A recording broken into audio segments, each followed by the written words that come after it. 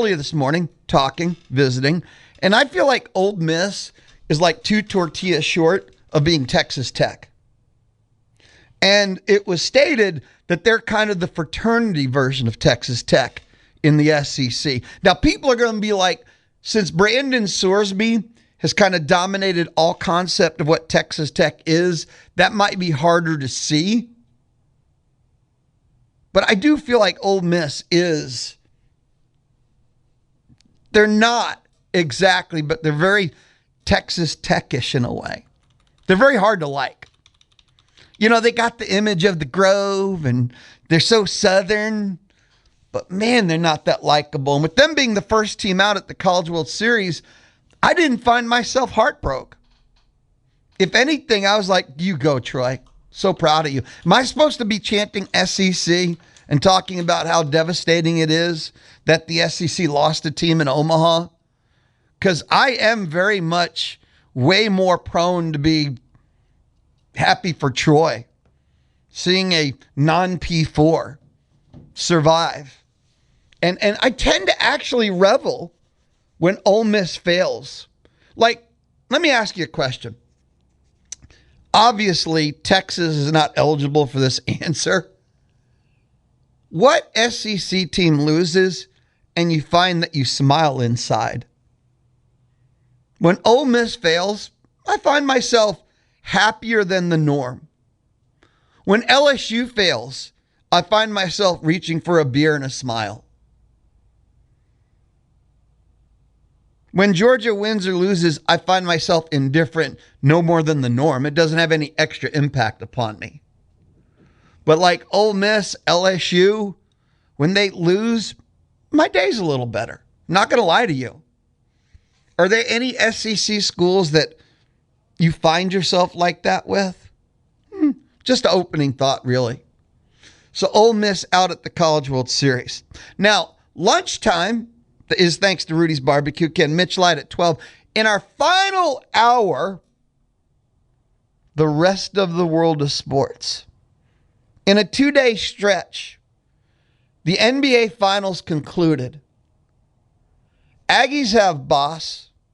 The Houston Rockets had choke city. Not true anymore.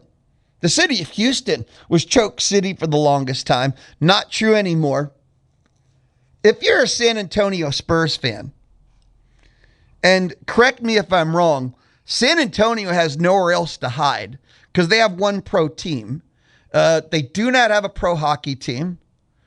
They do not have a Major League Baseball team. They do not have an NFL team. The old San Antonio Gunslingers. That was the USFL. And I understand, that's so long ago. There's many people going, well, what's up, FL? So the Spurs are their only pro identity. And the Spurs got destroyed by the Knicks. Not so fast, Lou. What? The Spurs led 72% of the NBA Finals. In all 4 of the games that the Spurs lost, they had double-digit leads.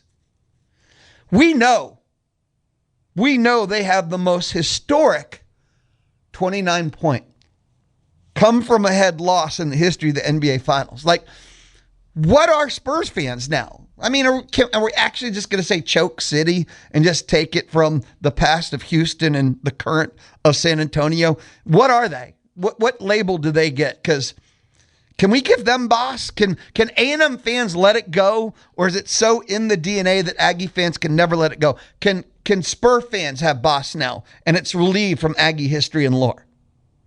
Choke City goes from Houston because San Antonio deserves all of it and what else? That was horrific. Think about everything that went into San Antonio losing that. They led 72% of that series and got destroyed by the Knicks. Most historic loss in the history, 29 points, and got destroyed by the Knicks. New York is still on fire and burning from the celebration.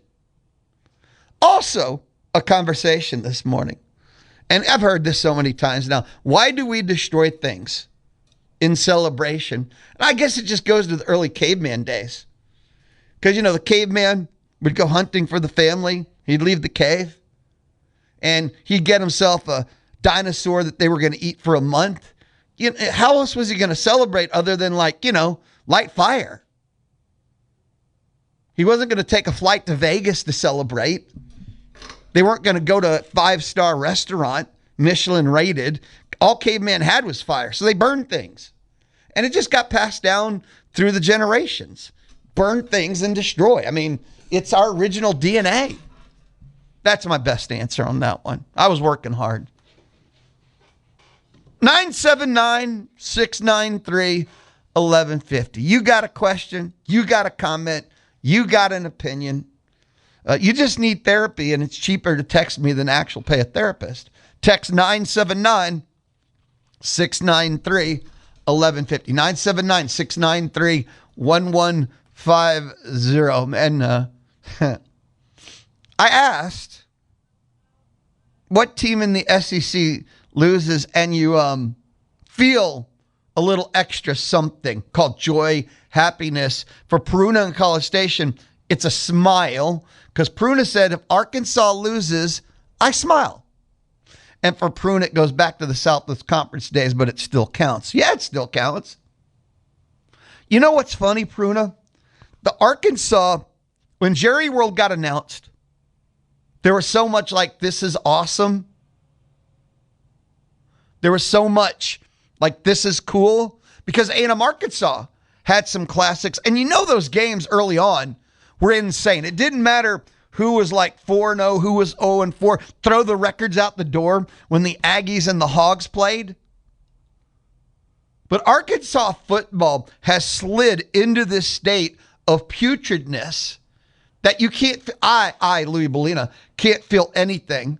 And I think a lot of Aggies stopped feeling anything because Arkansas, Chad Smith, took them to the depths of hell. They're so bad that it's hard to feel anything.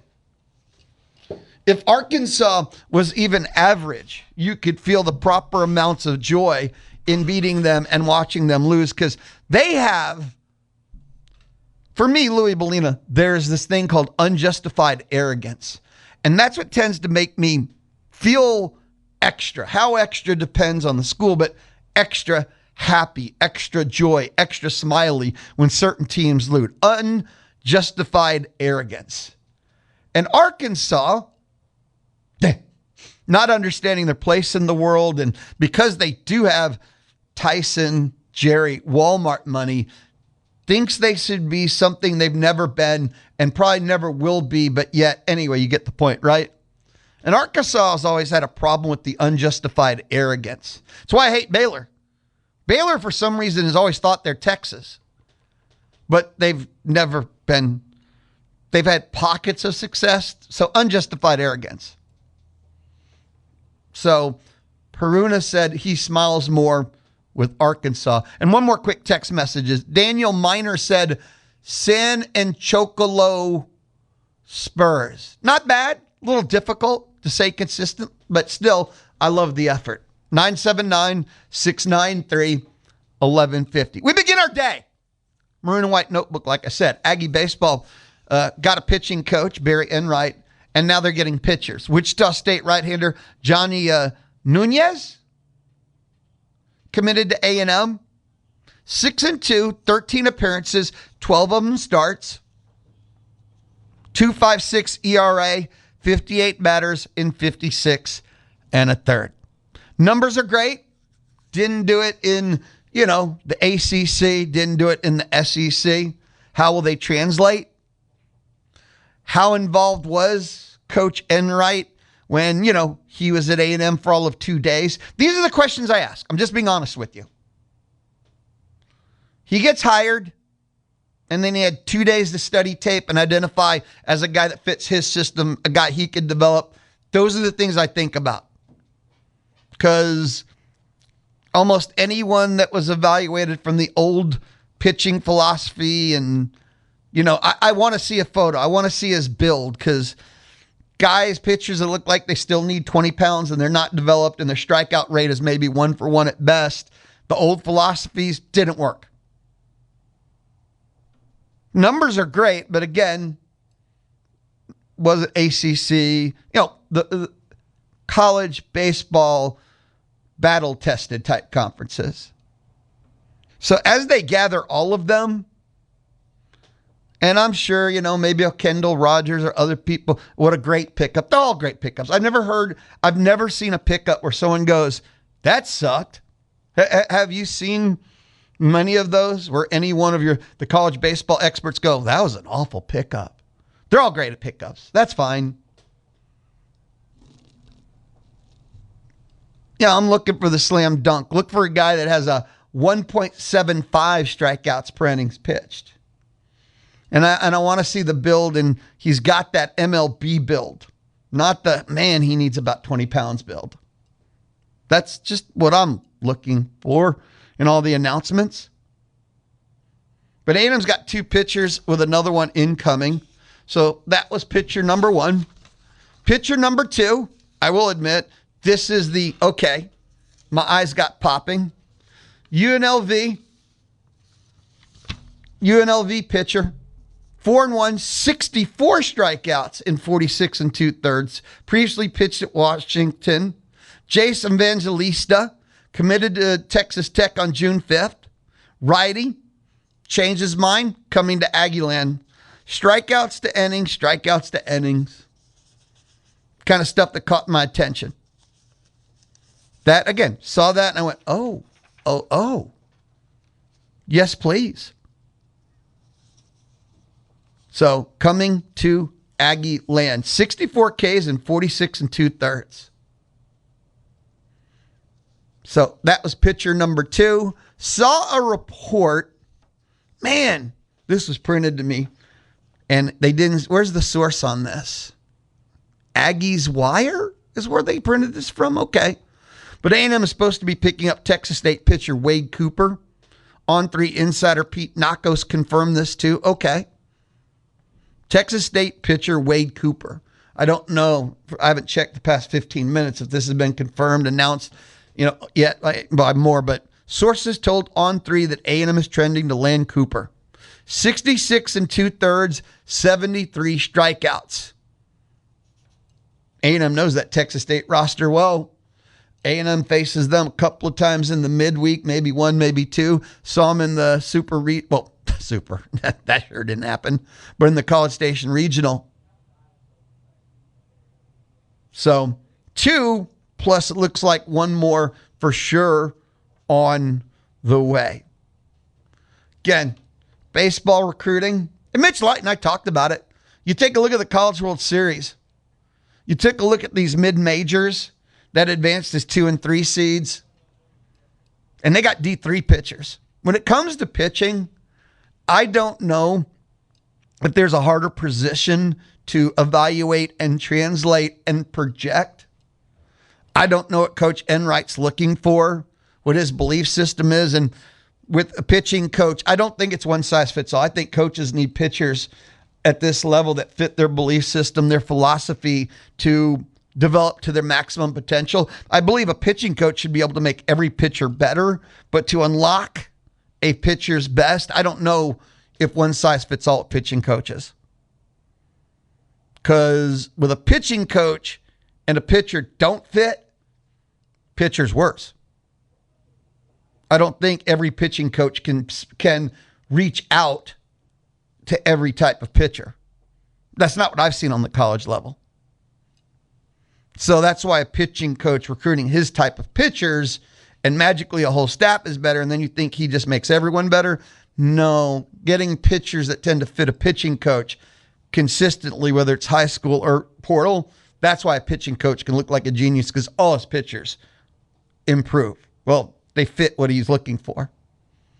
That's kind of the view. So we'll see. And it's funny. The ultimate, wow, Lou, that's genius. But when they do it on the field, what happens on the field will be the panning out of this. That's why I'm basic. Let me see them physically.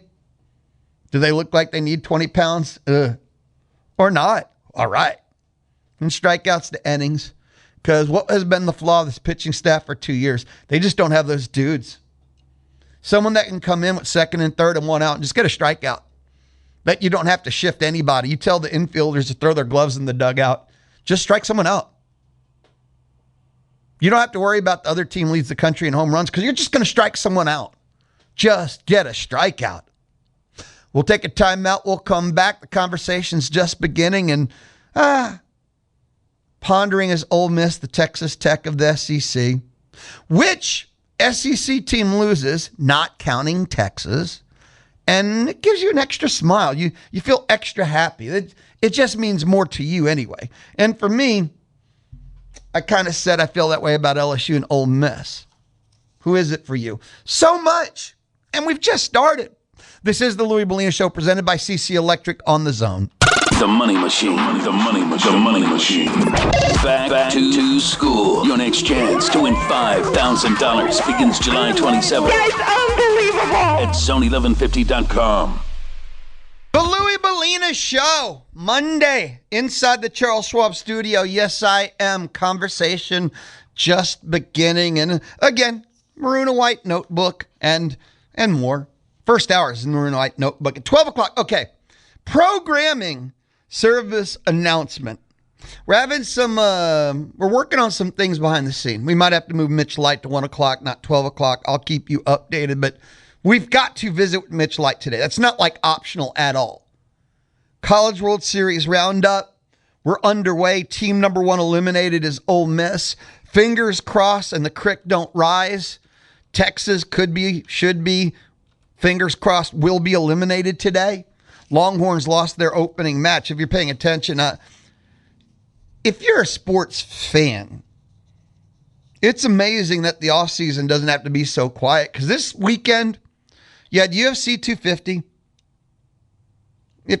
You had the end of the Stanley Cup. That goes more back to last week. You had the end of the NBA Finals. You had the World Cup. Friday night, Team USA. I'm not going to say in a shocker, but the way they won, yes, was shocking. But it was incredibly exhilarating. And you've had the College World Series, in which Georgia absolutely unleashed the beatdown on Texas 7-1. Oklahoma is a message to everyone. They were not a top 10 team in the regular season. They got to the postseason and just figured it out. And now they're in Omaha, and they're 1-0 in Omaha. They 9-0 destroyed Bama Saturday. Man, you go OU. And they'll play Georgia tonight. I think Georgia just feels inevitable at this point. And what I mean is, I'm not going to guarantee they're going to win the national championship. When you got a best-of-3 series, and I feel like this kind of short-form format negates the better team or equalizes the better team. But if you're just a sports fan, there's so much. None of it is football. None of it is Aggie football. None of it's college football. But I always feel like it's enough to sustain me as a sports fan. Now, 2 weeks from now, it's going to get quiet quick. Back to the maroon and white notebook. Congrats to Maya Perez. Softball, America did their top 100 players in college softball, and Maya Perez came in at number 30. So she is one of, I was thinking about this because, I've seen a lot of Aggie softball in my day. I saw one of the greatest teams ever when you had the Scarborough, Gibson, and more. Oh, Henshaw, Lowe, Jamie Lowe, that group. They went to back-to-back College World Series. They made it. They were number 2 in the country, to the championship series, but that team was so beat up at that point against Arizona State. And I've seen many a legend along my way, many Hall of Famers along the way, and I'm like, where does Maya Perez rank all time? And if you're not a pitcher, it's always hard, but we live in an offensive time and world, and is she in the top 3? Is she in the top 5? I also think to myself, where could she rank if she had better around her even? She is an incredible. She's one of the best I've ever seen in the maroon and white for softball, is Maya Perez. Who would be better if there was better around her? but I'm a huge Maya Perez fan. Want to get her on this offseason again.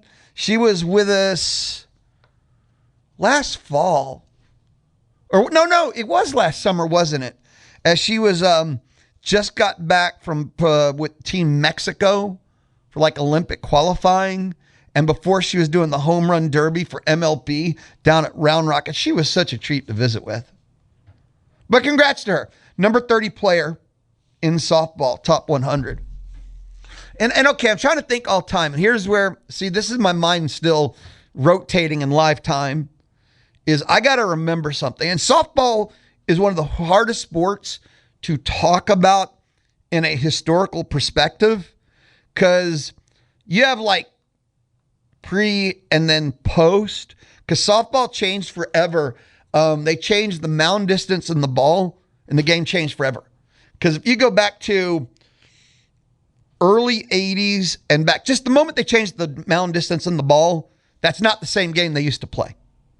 And comparing anything between the two periods is almost impossible, because softball used to be 1-0, 21 innings. It's a 7-inning game, but it just went until the first team that made an error. So almost trying to compare anyone offensively.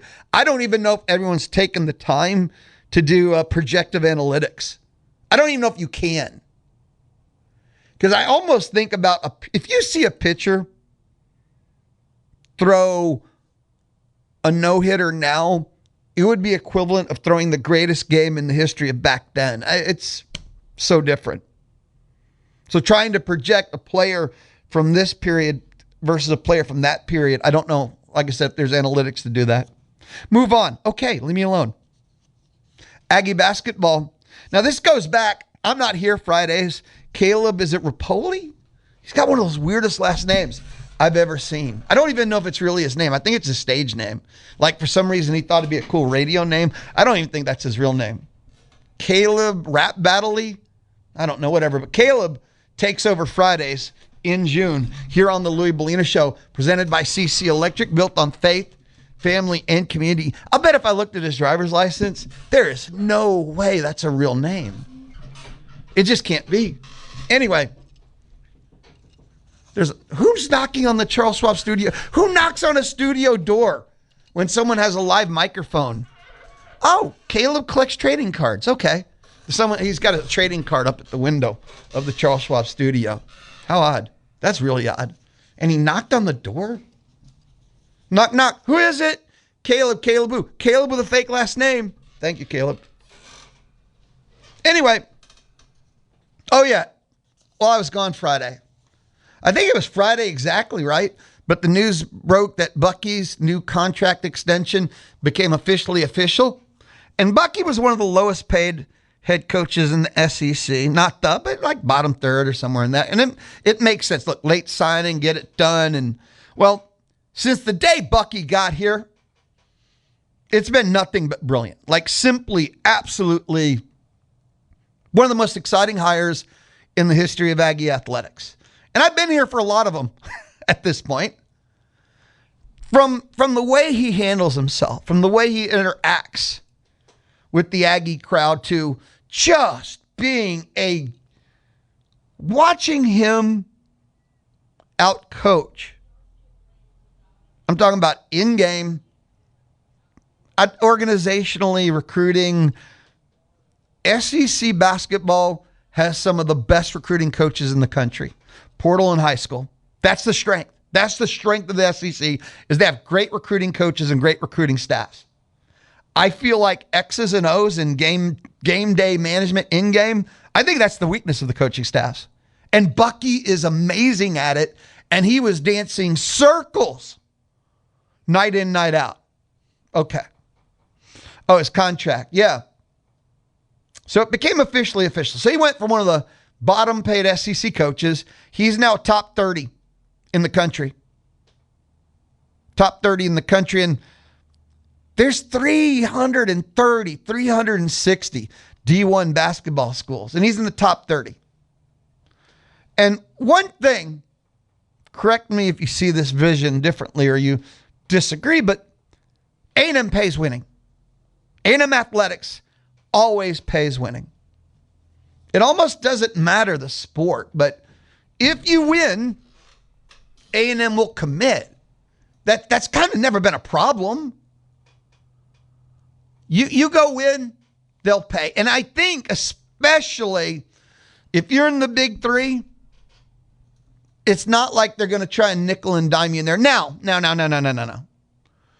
to pay the coach. One of the problems has been if you're Aggie Basketball, I'll say in the past, they took forever to build the facility that was needed. You won't necessarily have the recruiting, but they've skimped basketball in areas that were unforgivable in the past. Will they give Bucky everything he needs to succeed? I can't. That's not an answer I can give you. My understanding is that, and no, it's not my understanding. It's known Bucky's gotten tons of support since he's gotten there. Is he got the highest of everything? No, but they've given him enough to compete more so than I would ever expect for Aggie basketball. Will they give him the over the hump money? Well, if he keeps winning, return on investment, they're going to see Bucky as the one where, no, let's go all in. Let's not just give him enough to compete. Let's try and go all the way with this. I think Bucky can get Aggie basketball over those that invest over the hump on that. I believe that. So Bucky's contract, top 30 highest paid coaches in college basketball. His starting base is 4.1 in the new 6-year deal. A $1 million raise. $1 million from his 2025 base salary. Let's take a break. It's called the timeout. Let's return. Okay. 3 minutes and change. It's the Louie Bellina Show. It is Monday. It is the Louie Bellina Show on the Zone. The Louie Bellina Show, the soundtrack of summer. This is clearly not happening. Let's just get out of here. No, but you can hang out with him during lunch. 11 to 2 on the Zone. The Zone. The Louie Bellina Show. See how choked up I got there just thinking about it? The Louie Bellina Show inside the Charles Schwab studio on a Monday. Low cost, full service, and in my world, best of all, local. What are you even talking about? I'm talking about Schwab, Charles Schwab. I'm talking about Mark Sim, who's our local Charles Schwab agent representative. I said best of all local. Yep, lives here. College Station. Eat here, sleep here. Goes to the games too. Find him online at schwab.com/College Station. Charles Schwab and Company, Incorporated, member of the SIPC. I mentioned, when? Well, if you get the Zone newsletter, I mentioned it there. If you follow me on Twitter, X at LouieB1150, LOUIEB 1150, I mentioned that the ticket booth was opening right about 11:35, so it's 11:37, so sue me, that the ticket booth was opening thanks to Dixie Tire Company. And that's exactly what's happening right now. The ticket booth, it's where you win tickets all the places you want to be, like Moody Gardens and like Splashway, water park and campgrounds, and during the summer. Oh, go make summer memories with your family. Also Hawaiian Falls. Today, no. I've got tickets to go see the Houston Astros tomorrow night. Houston Astros open up a 3-game series with the Detroit Tigers. Monday, Tuesday, Wednesday. Houston's been out on the road. Could have got the sweep yesterday, but Espada decided to start his AAA lineup, and when asked, he got to rest players, but not like that. It's like literally forfeiting a game. The Astros are now 5-6 on Sundays, and every Sunday Espada starts the AAA lineup, and they get shut out, they get destroyed because that's for a different time. And part of the announcement yesterday is that Hunter Brown, ace, Cy Young finalist, coming back from the IL, and he's going to start Tuesday. I got tickets to Tuesday. Guess who else is starting Tuesday, but for the Detroit Tigers? Framber Valdez, former Astros. So you have a battle of the former ace versus the current ace. I got 2 pair of tickets. I'm just going to blind draw from the Texas Mobile and Lube Express inbox, which means if you text, you're registered. You have till 1 o'clock. There you go. I've given you some questions to ponder. You can answer them. Your questions, comments, or opinions, participation on the Louie Bellina Show will always be rewarded. 979-693-1150. 979-693-1150. 979-693-1150. Light up the Texas Mobile and Loop Express inbox. There you go. Dixie Tire Company. Thank you always. Help make dreams, help make fun, help make summer with the ticket booth. Dixie Tire Company, they fix flats. They have auto accessories, truck lift kits. They carry a wide selection of certain brand of custom wheels. They got tires for your car, truck, tractor, trailer, a lawnmower, even your wheelbarrow. You can always call Dixie Tire Company at 775-TIRE. All Zone Brian Broadcasting prize eligibility rules apply. You can never have won Astros tickets. You or anyone in your family could have won Astros tickets before. Text. Get yourself registered. I want to go back to the maroon and white notebook. Why would I not? I mentioned Bucky got the contract, now top 30 in college hoops. Also, according to Luke Evangelist, Texags covers Aggie basketball better than anyone I've ever seen. They've added 2 walk-ons to their roster. Kyle Moran, A&M student who played at Lake Highlands. Preston Clark transferred in from D2 Maryville, and he played at Texas with Jamie Vincent. So A&M officially has 1 scholarship spot available. A&M officially has 1 scholarship spot available. And I hope that's for the big, because they need a big. They need a proven big.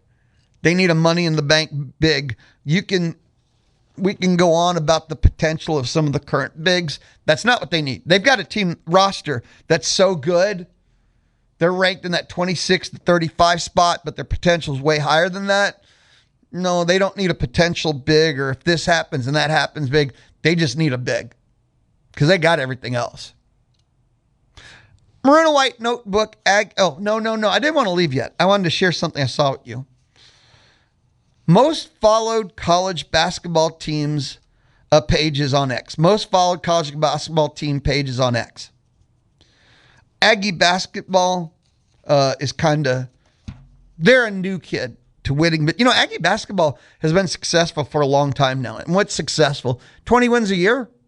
NCAA tournament almost every year. That's actually the level Aggie basketball has been at for a while. Gillespie did it. Kennedy did it. That other one that nobody likes did it. Buzz did it. A&M's done it for the last 4 coaches. It's a decade and a half now. 20 wins a year, NCAA tournament almost every year. The dark days, the Melvin Watkins days, where NIT t-shirts would be made just for making the NIT, that is actually way, way, way back. That's not Aggie basketball anymore. So most followed college basketball teams on X. If I gave you 3 guesses and the first 2 didn't count, you'd still get number 1. Duke, by a mile. It's not close. Duke has 2.6 million followers on Twitter X. Second place, I faded glory. Talk about throwback way back, but Indiana. It's been a while since Indiana was Indiana when we're talking hoops. 985K followers is second. Now, everything is blue blood. North Carolina 3, Kansas 4, Kentucky 5. Let me tell you the tier drop-off. We just shared the most followed college basketball teams pages on X. And the first 1, 2, 3, 4, 5 are as blue blood. They are the definition of blue blood. They are the entire history of college basketball almost. Duke won 2.06. Second place is less than half. With 985, Indiana, North Carolina, Kansas, Kentucky. 5 to 6 drops off a cliff. Because Kentucky at 5 has 839. Who do you think? And we're out of blue blood. There's other blue bloods, but trust me. Who do you think has the 6th most college basketball follows on X? 5th is 839. 6th is 538. I'm telling you, cliff, drop off. Whew. OU. I wouldn't have got that with 20 guesses. I just wouldn't have said OU. But 6th at 538. Notre Dame 7, Michigan State 8. I can buy Michigan State easy. Michigan is 8, West Virginia 9, and Tennessee wraps up the top 10. Most followed college basketball team pages on X. A&M. This is the maroon and white notebook. A&M. Aggie Baseball. I know they're new to the pate, and its history has generally been dark and depressing, including an 0-for Big 12 season under Melvin Watkins. I still worked with the A&M athletic department at the time. I was at every single home game. I watched every one of the home losses and almost every one of the losses of 0-16. I need a t-shirt that says, I survived. Oh. Anyway, Aggie Basketball has 77.7 and is 66th. So a question. I'd throw this out. Don't you think Bucky deserves... Can we jump on board with Bucky? Can we load up? Or do we need to wait for him to win the national championship to give Bucky support? Or because you've been hurt before. You've been burned before. Can we load up now? Like, is it okay to jump on the Bucky train? Asking for a friend. Because I think it's cool. I don't think we have to wait on Bucky. What do you think? I say, I know, Twitter X page follows does not, I think, factor into success long-term or short, but why not move them from 66 to 26? Give Bucky everything and anything. But yeah, A&M is 66th, behind Colorado 65, Baylor 64, South Carolina 63, Mississippi State 62, Creighton 61.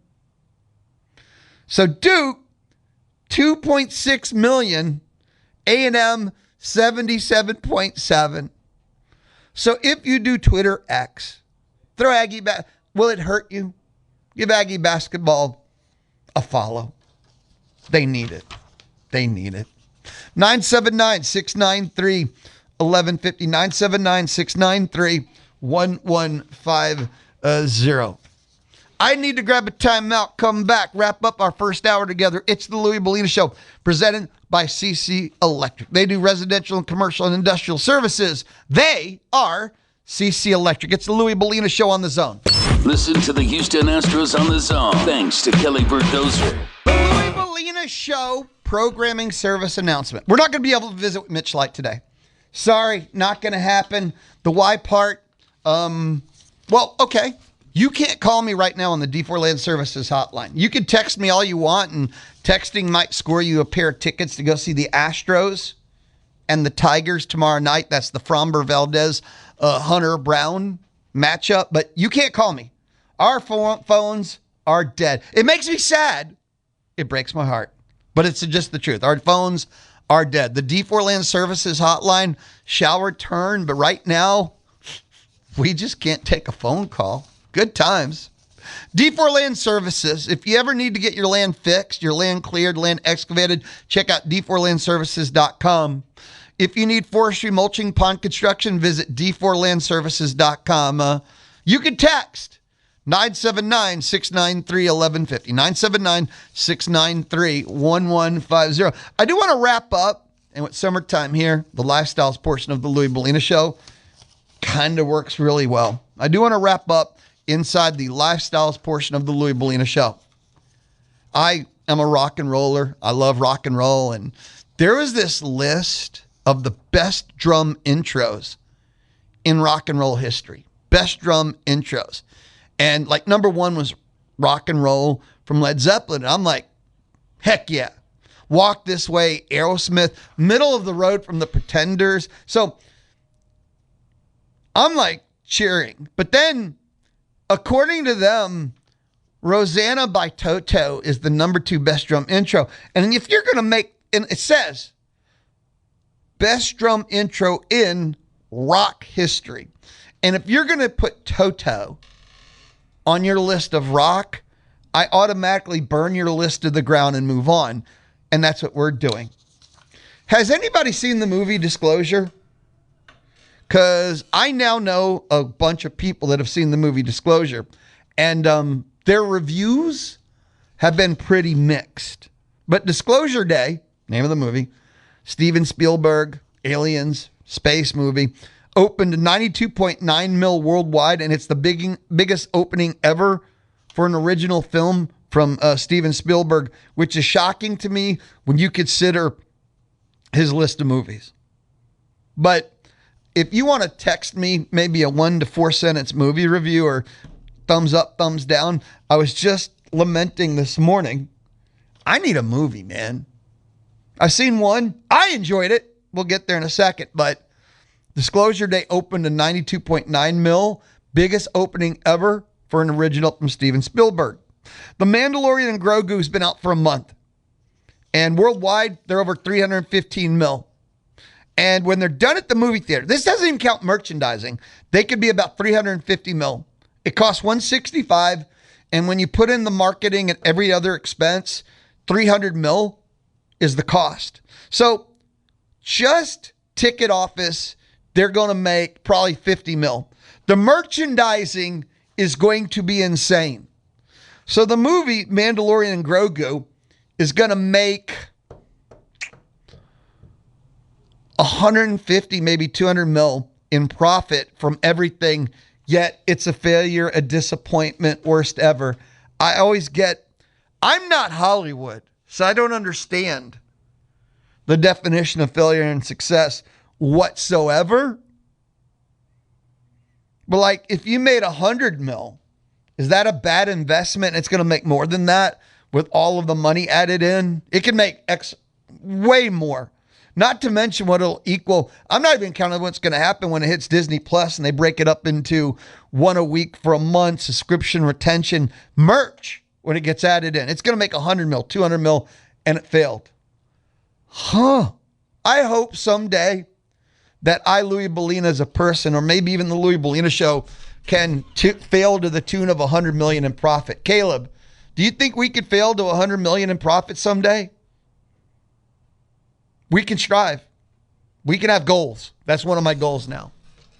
Finally, man, like all weekend long, this Man of Steel thing, because it turned like 13, and then we have another Superman movie coming out and Supergirl, and I didn't like the movie. I didn't think it was that good, but is this a nostalgia trip where the Man of Steel movie is being praised as the best Superman movie? And here was the thing that I did not know, and here's the only reason I bring it up, because I think the Dark Knight trilogy was Shakespeare. I think the Dark Knight trilogy was the greatest comic book trilogy. I think Christopher Nolan was brilliant. I didn't know that he was a producer on Man of Steel, and they, used him to assist helping shape the story. And it's the only reason why they moved forward with Man of Steel. But yeah, Dark Knight trilogy, Christopher Nolan, yes, please.